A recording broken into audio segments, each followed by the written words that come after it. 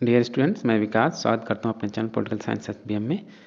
आइए आज हम BA fourth semester political science का पेपर पढ़ते हैं।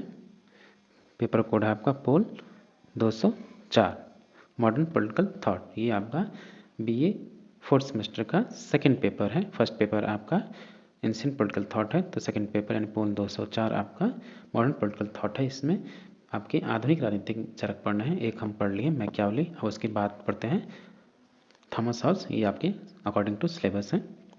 छोटे से बेहद कम मैटर में, सटीक मैटर में आपको ज़्यादा जानकारी देने का प्रयास किया जा रहा है। और मुझे लगता है कि इन सबको पढ़ लेंगे तो आपको दोबारा किसी बुक से पढ़ने की ज़रूरत नहीं, क्योंकि इन सभी किताबों का निचोड़ है ये। तो आइए पढ़ते हैं हॉब्स। आगे बढ़ने से पहले एक रिक्वेस्ट है कि अगर आप चैनल पर पहली बार विजिट कर रहे हैं तो प्लीज़ चैनल को सब्सक्राइब कीजिए, साथ ही बेल आइकन को प्रेस कर लीजिए ताकि कोई नई वीडियो अपलोड हो तो तुरंत आपको पता चल जाए। और पूरा वीडियो देखने का प्रयास करें। साथ ही लाइक, पसंद पड़े तो लाइक, कमेंट, शेयर अवश्य करें। Hobbes, Thomas Hobbes Thomas Hobbes का जन्म 1588 में ब्रिटेन के मल्सबरी के पास वेस्टपोर्ट में हुआ था। हॉब्स का जन्म कहाँ हुआ? ब्रिटेन में हुआ। ब्रिटेन में कहाँ हुआ? मल्सबरी में हुआ। इनके जन्म के समय स्पेन की जल सेना ने ब्रिटेन पर आक्रमण कर दिया था, जिसे अरमाड़ा कहा जाता है। हॉब्स के जीवन काल में ही ब्रिटेन में गृह युद्ध छिड़ गया तथा प्यूरिटन क्रांति हुई। प्यूरिटन क्रांति की घटना आपकी 1642 से 1649 की है। कभी कभी हम इसको डायरेक्ट 1648 में लिखते हैं, लेकिन इसका 1642 से 1649 के बीच प्यूरिटन क्रांति हुई। तो इस अराजक वातावरण के कारण ही हॉब्स कहता है कि मैं और मेरा भाई मेरे जुड़वा भाई हैं। यानी जब हॉब्स पैदा हुआ इंग्लैंड में तो उस टाइम गृह युद्ध चल रहा था, प्यूरिटन क्रांति हो रही थी, तमाम चारों तरफ से भय का माहौल बना हुआ था। इसलिए कहा कि मैं और भाई क्या है? जुड़वा भाई हैं। ये फेमस कोट है। किसने कहा? पूछ देगा आपसे प्रश्न, किसने कहा कि मैं और भाई दोनों जुड़वा भाई हैं? हॉब्स ने कहा। उसके जन्म के पूर्व स्पेन की जल सेना इंग्लैंड पर आक्रमण कर दिया था। इस भय के वातावरण में थॉमस हॉब्स का जन्म समय से पूर्व हो गया था। स्वयं थॉमस हॉब्स ने भय को अपना जुड़वा भाई कहा है। हॉब्स चार्ल्स प्रथम का शिक्षक था, इसलिए राजतंत्र का समर्थक था। क्योंकि अब यहाँ देख लीजिए कि मैकियावेली गणतंत्र का भी समर्थक है और निरंकुश राजतंत्र का भी समर्थक है, दोनों काल। और हॉब्स राजतंत्र का समर्थक क्यों? क्योंकि प्रिंस चार्ल्स प्रथम उसके प्रथम का शिक्षक था, इसलिए उसका ये राजतंत्र का समर्थक हो गया। हॉब्स की अध्ययन पद्धति क्या है? तो हॉब्स का प्रसिद्ध कथन है कि ज्ञान का अंत शक्ति है। यह उन्होंने डी कॉर्पोरे 1655 नामक रचना में कहा। तो ज्ञान क्या है? ज्ञान का अंत शक्ति है। हॉब्स ने राजनीतिक विज्ञान का अध्ययन ज्यामिति, भौतिकी और मनोविज्ञान की सहायता से किया। थॉमस हॉब्स की अध्ययन पद्धति को यांत्रिक भौतिकवाद या वैज्ञानिक भौतिकवाद कहा जाता है। यानी इसकी अध्ययन पद्धति को हम क्या कहते हैं? वैज्ञानिक भौतिकवाद। साइंटिफिक मटेरियलिज्म इसी को कहते हैं, या मैकेनिस्टिक मटेरियलिज्म भी कहते हैं। यांत्रिक भौतिकवाद या वैज्ञानिक भौतिकवाद इसकी अध्ययन पद्धति को कहा जाता है। थॉमस हॉब्स का यांत्रिक भौतिकवाद मार्क्स के द्वंद्वात्मक भौतिकवाद से अलग है। यही क्लियर कर लीजिए। द्वंद्वात्मक भौतिकवाद आपका मार्क्स का है और यांत्रिक भौतिकवाद या वैज्ञानिक भौतिकवाद आपका थॉमस हॉब्स का सिद्धांत है। हॉब्स के अनुसार भौतिक अणु स्वतः गतिशील होते हैं, जबकि मार्क्स का मानना था कि अणुओं को बाहर से गति प्राप्त होती है। ये दोनों ही अंतर बेहद महत्वपूर्ण है। थॉमस हॉब्स विशुद्ध भौतिकवादी विचारक है। हॉब्स के अनुसार व्यक्ति और संपूर्ण विश्व भौतिक अणुओं के समुच्चय से निर्मित है। ये जितना भी संसार है, व्यक्ति हैं, उनके कार्यकलाप जितना भी है, उनका जो भी संचालन है, भौतिक अणुओं का एक समुच्चय है। उसने राजनीति के अध्ययन में इतिहास और नैतिकता का बिल्कुल प्रयोग नहीं किया। मैकियावेली की तरह ये भी मैकियावेली ऐतिहासिक पद्धति का जनक भी है, ऐतिहासिक पद्धति का प्रयोग भी करता है, लेकिन ये इतिहास की बात नहीं करता, नहीं नैतिकता की बात करता है। इसलिए ऑक्सफोर्ड ने थॉमस हॉब्स के लेवियाथन को अंग्रेजी साहित्य की सर्वश्रेष्ठ रचना कहा।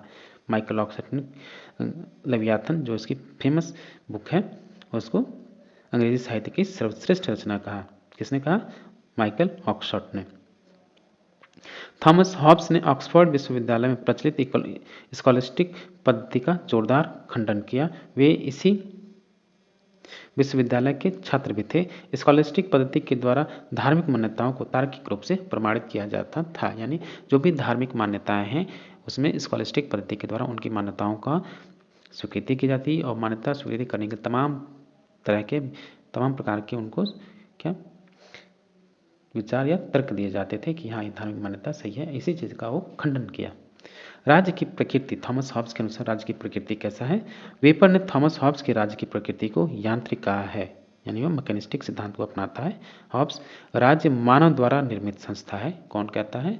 तो हॉब्स भी जो राज्य का निर्माण है वो कहता है दैवी परंपरा का देन नहीं है, या राज्य का निर्माण किसी देवता या ईश्वर ने नहीं किया, बल्कि इसका निर्माण किसने किया है? व्यक्ति ने किया है, इसलिए यांत्रिक पद्धति भी कहते हैं। यह विचार थॉमस हॉब्स द्वारा पहली बार आधुनिक युग में दिया गया। देखिए कितनी महत्वपूर्ण बात है कि राज्य मानव द्वारा निर्मित है। यह विचार थॉमस हॉब्स द्वारा पहली बार आधुनिक युग में दिया गया। हॉब्स के अनुसार राज्य एक यंत्र है, यह मानव निर्मित संस्था है, न कि दैवी। तो हॉब्स राज्य को दैवी संस्था के रूप में नकारता है, बल्कि इसको मानव निर्मित संस्था के रूप में स्वीकार करता है। राज्य प्राकृतिक अथवा दैवी संस्था नहीं है। यांत्रिक राज्य के समर्थक व्यक्तिवाद को महत्व देते हैं, यानी जितने भी व्यक्तिवादी हैं, जितने भी यांत्रिक राज्य के समर्थक हैं, वो सब व्यक्तिवाद को यानी व्यक्ति को महत्व देते हैं। हॉब्स, लॉक, बेंथम व मिल इस राज्य के यंत्र मानते हैं। यानी कौन राज्य को यंत्र मानता है? हॉब्स, लॉक, बेंथम व मिल। जेम्स मिल राज्य को क्या मानते हैं? एक यंत्र मानते हैं। और ये सभी व्यक्तिवादी भी हैं। व्यक्तिवाद को देखिए, व्यक्तिवाद विचारधारा का जन्म आधुनिक युग में हुआ। व्यक्तिवादी विचारधारा व्यक्ति को साध्य तथा राज्य को साधन मानता है। तो व्यक्तिवादी जो विचारधारा है आधुनिक राजनीतिक सिद्धांत के रूप में इसे मान्यता मिली है, पहले नहीं था, क्योंकि हॉब्स ने पहली बार यही कहा कि मनुष्यों ने राज्य का निर्माण अपनी प्राण रक्षा के लिए ही किया है, जिसमें उनकी प्राणों का भय था, सुरक्षा चारों तरफ असुरक्षा थी। असुरक्षा से सुरक्षा प्रदान करने की, असुरक्षा से छुटकारा पाने के लिए और जीवन की सुरक्षा प्राप्त करने के लिए उन्होंने आपस में समझौता किया ताकि उनके प्राणों की रक्षा हो सके। इसी वजह से व्यक्तिवादी कहा जाता है। और आपके लॉक भी हैं। तो व्यक्तिवादी विचारधारा व्यक्ति में व्यक्ति को साध्य माना जाता है, यानी राज्य जो भी कार्य करेगा व्यक्ति को ध्यान में रख के कार्य करेगा, यानी व्यक्ति की भलाई के लिए कार्य करेगा। थॉमस हॉब्स व्यक्तिवादी हैं, जिसके पीछे निम्नलिखित तर्क हैं। क्या तर्क है? राज्य का निर्माण व्यक्तियों के समझौते से हुआ है, यानी व्यक्तियों ने आपस में मिलकर ही राज्य का निर्माण किया है, इस वजह से व्यक्तिवादी है। राज्य का निर्माण मूल उद्देश्य आत्म संरक्षण है, यानी अपनी जीवन की सुरक्षा है के लिए ही लोगों ने आपस में समझौता करके राज्य का निर्माण किया है, इसलिए हॉब्स व्यक्तिवादी है। थॉमस हॉब्स ने राज्य की उत्पत्ति के दैवी सिद्धांत जेम्स प्रथम द्वारा, ने राज्य की उत्पत्ति का दैवी सिद्धांत का प्रतिपादन किसने किया? जेम्स प्रथम ने किया। और उसका खंडन किसने किया? हॉब्स ने। थॉमस हॉब्स के अनुसार यदि राज्य व्यक्ति के आत्मसंरक्षण में असफल हो जाता है तो राज्य के विरुद्ध क्रांति की जा सकती है। यानी राज्य अगर लोगों की सुरक्षा करने, प्राणों की सुरक्षा करने में असमर्थ है तो राज्य के विरुद्ध क्रांति करने का अधिकार हॉब्स प्रदान करता है कि नागरिकों को, लोगों को अधिकार मिल जाता है कि उसको उखाड़ फेंके अगर राज्य उनकी सुरक्षा करने में असफल है। व्यक्तिवादी व पूर्ण सत्तावाद में समन्वय। थॉमस हॉब्स ने व्यक्ति के आत्मसंरक्षण के लिए निरंकुश शक्तिशाली राजा का समर्थन किया है। निरंकुश राजतंत्र का समर्थन करता है मैकियावेली की तरह। इसलिए थॉमस हॉब्स के विचारों में पूर्ण सत्तावाद भी विद्यमान है, टोटलिटरिज्म भी इसमें है। थॉमस हॉब्स के विचारों में पूर्ण सत्तावाद साधन एवं व्यक्तिवाद साध्य है, यानी व्यक्ति के ख्याल के लिए पूर्ण सत्तावादी भी हुआ जा सकता है, ऐसा हॉब्स का मानना है। थॉमस हॉब्स के अनुसार व्यक्ति का स्वभाव कैसा है? व्यक्ति के स्वभाव में कहता है कि व्यक्ति यश शक्ति प्राप्त करना चाहता है, यानी व्यक्ति क्या चाहता है? अपने मान मर्यादा में वृद्धि, यश और शक्ति प्राप्त करना चाहता है, जिस कारण वह व्यक्ति लालची एवं स्वार्थी हो जाता है और व्यक्ति की इच्छाएं अनंत है। यानी व्यक्ति का स्वभाव कैसा है? व्यक्ति लालची है, स्वार्थी है, कायर है, डरपोक है। थॉमस हॉब्स के अनुसार समाज कैसा है? समाज को कृत्रिम राज्य की भांति माना है। समाज को आणविक प्रकृति बताया है। आणविक प्रकृति से तात्पर्य कि समाज व्यक्तियों का समूह है तथा समाज में प्रत्येक व्यक्ति अणु की भांति स्वतंत्र है। हॉब्स के अनुसार प्राकृतिक अवस्था कैसी थी? प्राकृतिक अवस्था से पूर्व सामाजिक एवं पूर्व राजनीतिक अवस्था थी। प्राकृतिक अवस्था पूर्व सामाजिक एवं पूर्व राजनीतिक अवस्था थी, यानी समाज के बनने से पहले की बात करता है, और राज्य का निर्माण यानी राजनीतिक शक्ति या पोलिटिकल कॉन्शियस बनने से पहले वो प्राकृतिक अवस्था की बात करता है। यानी सामाजिक समझौते की पूर्व अवस्था को प्राकृतिक अवस्था कहते हैं। सामाजिक समझौते की पूर्व अवस्था को प्राकृतिक अवस्था कहते हैं, मतलब सामाजिक समझौता होने से पहले की जो अवस्था थी क्या थी? प्राकृतिक अवस्था थी, जिसमें प्रत्येक का प्रत्येक के विरुद्ध संघर्ष जैसा स्थिति था, और सभी लोगों की जो आपस में लोग लड़ते झगड़ते मरते थे, इसलिए सबकी आयु जो थी, जीवन थी, वो क्षणभंगुर थी, क्योंकि व्यक्ति जो है लालची है, कपटी है, लोभी है, कायर है, सब चीज़ों कहता है। प्राकृतिक अवस्था सभी के विरुद्ध, सभी के लिए संघर्ष था, प्रत्येक के विरुद्ध, war of all against all की कंडीशन थी। प्राकृतिक अवस्था में समाज, राज्य, संपत्ति व सभ्यता का अभाव था। समाज था ही नहीं, राज्य था ही नहीं, क्योंकि प्राकृतिक अवस्था कैसी थी? प्रत्येक के विरुद्ध प्रत्येक का संघर्ष था। प्राकृतिक अवस्था में मानव जीवन पार्श्विक, क्षणिक व बर्बर था, तथा प्राकृतिक अवस्था में नैतिकता की संकल्पना का अभाव था। प्राकृतिक अवस्था की बात करना हॉब्स। प्राकृतिक अवस्था में व्यक्ति के पास एक ही अधिकार था, शक्ति ही अधिकार है, माइट इज राइट, यानी जिसके पास शक्ति है वही जिएगा, वही जैसा चाहेगा वैसा करेगा। और प्राकृतिक विधि क्या है? Natural law. मानव विवेक या बुद्धि का नियम ही प्राकृतिक विधि है। प्राकृतिक विधि क्या है? मानव विवेक या बुद्धि का नियम, यानी मानव के अनुसार जो नियम होता था या बुद्धि नियम होता था, वही प्राकृतिक विधि है। थॉमस हॉब्स के समझौते में विशुद्ध विवेक का प्रयोग देखा जा सकता है। थॉमस हॉब्स की प्राकृतिक विधि मध्यकालीन सार्वभौमिक विधि नहीं है। थॉमस हॉब्स के चिंतन में 19 प्रकार की प्राकृतिक विधियों का उल्लेख किया गया है। सॉरी, थॉमस हॉब्स के चिंतन में कितने प्रकार के लॉ, कितने प्रकार की विधि का उल्लेख किया गया है? याद रखिएगा आप, 19 प्रकार के कानूनों की बात करता है। कौन? हॉब्स अपने चिंतन में जो 19 प्रकार के कानूनों की विधि की, लॉ की बात करता है। अब आइए उसका हम सोशल कॉन्ट्रैक्ट थ्योरी पढ़ते हैं, हॉब्स का सामाजिक समझौता सिद्धांत। सामाजिक समझौते का अभिप्राय व्यक्तियों व समुदाय ने आपस में मिलकर राज्य का निर्माण किया है। अगर हम सामाजिक समझौते का निचोड़ जानना चाहते हैं तो हम इसका यही निचोड़ है कि व्यक्तियों व समुदाय ने आपस में मिलकर अपने प्राणों की रक्षा करने के लिए, अपनी संपत्ति की रक्षा करने के लिए, अपनी जान माल की सुरक्षा के लिए आपस में मिलकर क्या किया? राज्य का निर्माण किया है। थॉमस हॉब्स के शब्दों में, मैं अपने ऊपर शासन का अधिकार इस व्यक्ति या व्यक्ति समूह को सौंप रहा हूँ। किसको? लेकिन शर्त यह है कि आप भी अपनी शक्तियाँ इसे सौंप दें। यानी प्रत्येक व्यक्ति ये कहता है, मैं अपने को शासित करने का अधिकार मानव या व्यक्तियों के समूह में इसको समर्पित करने का, शर्तों को सौंपने का सौंप देता हूँ, परंतु शर्त यह है कि आप भी, यानी सभी लोग ये ऐसा काम करें, सभी लोग अपनी शक्तियाँ इस समूह को सौंप दें। थॉमस हॉब्स के अनुसार व्यक्तियों ने अपने आत्म संरक्षण के लिए आपस में समझौता किया, ताकि वे अपनी सभी शक्तियाँ एक सर्वोच्च राजा को सौंप दी। थॉमस हॉब्स के अनुसार क्या? सभी व्यक्तियों ने आपस में एक समझौता किया। कौन सा? कि जो उनके जीवन की सुरक्षा, आत्म संरक्षण के लिए जो आपस में समझौता किया है, ताकि सबका जीवन बना रहे। राज्य या राजा समझौते का परिणाम नहीं है। याद रखिए, हॉब्स के समझौते में नागरिक हम सब आपस में मिलकर समझौता कर रहे हैं, न कि राजा और नागरिक। इस समझौते से राजा बिल्कुल अलग है। थॉमस हॉब्स के सामाजिक समझौते का मूल अधिकार बुद्धि, शक्ति एवं उपयोगिता है। थॉमस हॉब्स का समझौता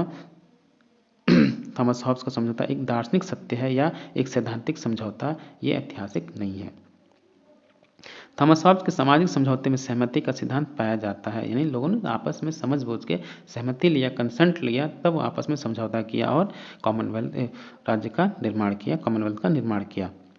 थॉमस हॉब्स के अनुसार राज्य ठोस विवेक का परिणाम है। बेहद महत्वपूर्ण कोट है। थॉमस हॉब्स के अनुसार राज्य क्या है? ठोस विवेक का परिणाम है। हैकर के अनुसार थॉमस हॉब्स के सामाजिक समझौते के विचार में सहमति सिद्धांत भी निहित है। समझौते की विधि क्या है? मेथड ऑफ कॉन्ट्रैक्ट क्या है? तो थॉमस हॉब्स के अनुसार केवल एक ही समझौते के द्वारा राज्य व समाज व सरकार तीनों का निर्माण हुआ है।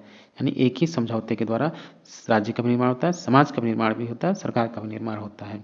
समझौते का मूल उद्देश्य क्या है? आत्म संरक्षण है। समझौता भंग होने पर व्यक्ति पुनः प्राकृतिक अवस्था में लौट जाएंगे, जैसे कि प्राकृतिक अवस्था में प्राकृतिक विवेक के अनुसार, प्राकृतिक कानूनों के अनुसार स्थिति थी, जैसे व्यक्ति आपस में लड़ते झगड़ते मरते कटते थे, वैसी ही स्थिति में आप पहुंच जाएंगे। सभी व्यक्ति समझौते के द्वारा अपनी सभी शक्तियां एक राजा को प्रदान कर देते हैं, यानी इस समझौते के द्वारा सभी व्यक्ति अपनी समस्त शक्तियों का, जितनी समस्त शक्तियां उन सबको प्रयोग करने का अधिकार एक व्यक्ति में समर्पित कर देते हैं। समझौते के बाद व्यक्तियों के पास कोई अधिकार नहीं रहता है। संप्रभुता के बारे में थॉमस हॉब्स क्या कह रहा है? थॉमस हॉब्स के विचारों में वैधानिक संप्रभुता का विचार पाया जाता है, लीगल सॉवरेंटी की बात उसमें पाई जाती है थॉमस हॉब्स के विचारों में। फिर थॉमस हॉब्स के अनुसार संप्रभुता की विशेषता सर्वोच्च, शक्तिशाली, असीमित, अदेय और अविभाज्य और निरंकुश है। हॉब्स संप्रभुता की विशेषता लक्षण के बारे में क्या कहता है? संप्रभुता सर्वोच्च शक्तिशाली है, असीमित है, अदेय है, अविभाज्य और निरंकुश है। थॉमस हॉब्स के पहले बोंदा ने संप्रभुता पर ईश्वरीय कानून और नैतिकता के प्रतिबंध आरोपित किए थे। थॉमस हॉब्स ने संप्रभुता को सभी प्रतिबंधों से मुक्त कर दिया। उसने चर्च को भी राज्य के अधीन ला दिया। सबसे बड़ी बात, उसने चर्च को भी राज्य के अधीन ला दिया। थॉमस हॉब्स ने राज्य की शक्ति को पूर्ण सत्तावादी माना है, टोटलिटेरियनिज्म में विश्वास किया। उसके अनुसार क्या है? संप्रभु का आदेश कानून है, आदेशी विधि है, यानी जो कानून है संप्रभु का आदेश है। किसके अनुसार? हॉब्स के अनुसार। थॉमस हॉब्स ने राज्य, सरकार और समाज के मध्य कोई विभाजन नहीं किया है। हॉब्स के अनुसार राज्य का भी वही रूप है, सरकार का भी रूप है, यानी समाज के नहीं, राज्य, सरकार, समाज सभी पर्यायवाची हैं किसके राज्य में? थॉमस के राज्य में। उसने सरकार के अंगों का किसी प्रकार से विभाजन नहीं किया है। ठीक, थॉमस हॉब्स ने राज्य और राजा में भी अंतर नहीं किया है। थॉमस हॉब्स की संप्रभुता को काल्पनिक निगम की संज्ञा दी गई। यह शब्द सेबाइन ने हॉब्स की संप्रभुता के लिए किया, यानी किसने कहा कि हॉब्स की संप्रभुता काल्पनिक निगम की भांति है? तो सेबाइन ने कहा। स्वतंत्रता के बारे में क्या कहता है? थॉमस हॉब्स के अनुसार विधि का मौन रहना ही स्वतंत्रता है, यानी आपकी स्वतंत्रता कानून के चुप रहने में तक, आपकी स्वतंत्रता क्या है? कानून के चुप रहने तक है, यानी जब तक कानून चुप है तब तक आपकी स्वतंत्रता है, ऐसा हॉब्स का मानना है। प्रोफेसर वॉन जो है, प्रोफेसर वॉन, थॉमस हॉब्स के विचारों में एक तरफ अर्जकतावाद है तो दूसरी ओर निरंकुशतावाद। शक्ति का सिद्धांत, शक्ति का प्रयोग सहमति से किया जाता है। यह दो या अधिक व्यक्तियों के समूह की आपसी अंतःक्रिया के परिणाम स्वरूप निर्मित होती है। थॉमस हॉब्स के अनुसार शक्ति एवं बल में भेद है। अवैधानिक शक्ति की कल्पना अतार्किक है। थॉमस हॉब्स ने शक्ति एवं सत्ता में अंतर नहीं किया है। थॉमस हॉब्स का महत्व क्या है? थॉमस हॉब्स के चिंतन में उदारवाद का दार्शनिक आधार अंतर्निहित है। उदारवाद का दार्शनिक आधार अंतर्निहित है। उसने व्यक्ति को अपना हित बढ़ाने वाला माना है। उसके चिंतन में उपयोगितावाद का आधार भी विद्यमान है, क्योंकि राज्य को एक उपयोगी संस्था माना है उसने। अब जरा आइए कुछ इसके बारे में फैक्ट जान लेते हैं, तथ्य जान लेते हैं। नास्तिकतावादी हॉब्स चूंकि नास्तिकतावादी था, काउलेन ने उसको मलबरी का शैतान कहा है। मालबरी का शैतान, यानी मालबरी का जो शैतान है। क्यों कहा जाता है मालबरी शैतान? क्योंकि ये मालबरी में पैदा हुआ था। किसने कहा? काउले ने।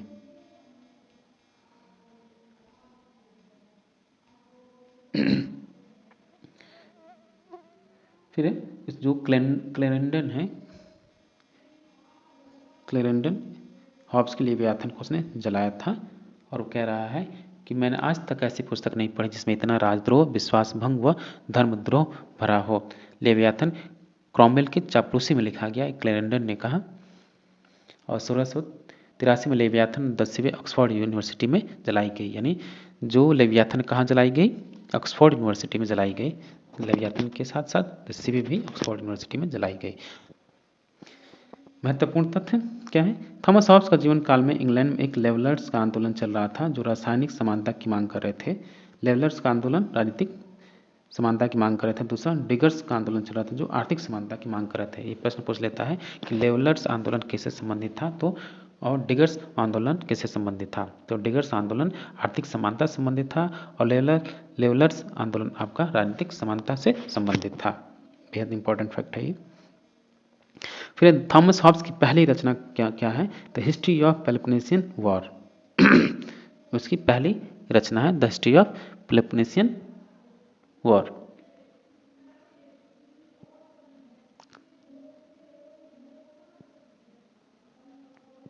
फिर उसकी रचना है, हॉब्स के अनुसार कानून न्यायोचित और अन्यायोचित नियम है, जो कोई विधि से विपरीत नहीं है, उसे अन्यायोचित नहीं माना जा सकता। फिर है थॉमस हॉब्स की सबसे महत्वपूर्ण रचना लेवियाथन है, जो उसने अंग्रेजी में लिखी है। और लेवियाथन क्या है, उसने लेवियाथन को ही तमाम वो दैत्य पुरुष बोलता है, ये विशाल पुरुष, महाकाय सब बोलता है, राज्य सब बोलता है। और लेवियाथन आपकी 1651 में लिखी गई। फिर क्लेरेंडन हॉब्स के समकालीन विचारक थे। हॉब्स का घोर आलोचक था, उसने लेवियाथन को जला दिया था। ऑक्सफोर्ड विश्वविद्यालय में लेवियाथन को जलाया गया, ये सब याद रखिएगा आप लोग। हॉब्स ने डी कॉर्पोरेट डी सिविल नामक रचना लैटिन भाषा में लिखी है। De Corpore De Cive Latin भाषा में लिखी है। माइकल ऑक्सफोर्ड ने लेवियाथन को अंग्रेजी साहित्य में लिखी गई सबसे बेहतरीन रचना माना है। Elements of law, natural and politics Hobbes की प्रथम रचना है। एलिमेंट्स ऑफ लॉ और नेचुरल एंड पॉलिटिक्स हॉब्स की प्रथम रचना है। और dialogue on the civil wars, Manhattan टू डी ह्यूमाइन, ये सभी हॉब्स की अन्य प्रमुख रचना है। Dialogue on the civil war, Behemoth और डी ह्यूमाइन भी उसी की रचना है। विचारकों का क्रम, पहले हॉब्स हुआ, फिर उसके बाद पहले बोंदा, फिर हॉब्स, फिर स्पोंजा, फिर लॉक, मॉन्टेस्क्यू, ह्यूम और एडमंड बर्ग। ये तो डियर स्टूडेंट, ये था आपका Machiavelli MA BA 4th semester का second paper. BA 4th semester का सेकंड पेपर था ये, इन मॉडर्न पॉलिटिकल थॉट। हमने इसमें थॉमस हॉब्स को पढ़ा। मिलते हैं आपसे नेक्स्ट वीडियो में, तब तक के लिए थैंक यू। आप चैनल पर बने रहे, इसके लिए धन्यवाद आपको, और वीडियो को पूरा देखिए। मिलते हैं आपसे नेक्स्ट वीडियो में।